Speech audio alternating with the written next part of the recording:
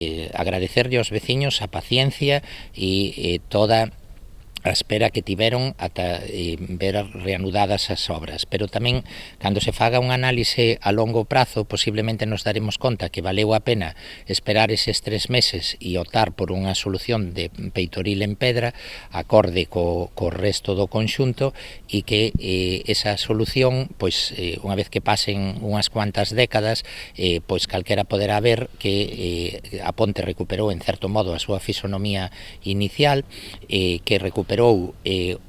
digamos a prevalencia do tránsito dos peatóns, que o adoquinado queda perfectamente integrado e creo que a pesar desa espera de 3 meses pois vai a ser unha solución satisfactoria. Ademais da autorización de patrimonio, o modificado do proxecto requería tamén reducir a velocidade de tránsito na ponte onde terán prioridade os peóns. Unha vez que se analiza a posibilidade de colocar o peitoril de pedra, hai que reducir a velocidade de tránsito na ponte a 20 ou 30 km por hora.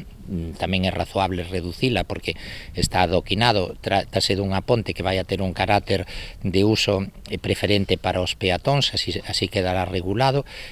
onde os vehículos teñen que transitar a unha velocidade reducida, pero tamén hai que entender que inicialmente estaba prevista unha velocidade en tránsito de 50 km por hora. Para poder soportar un impacto de un vehículo a esa velocidade, a varanda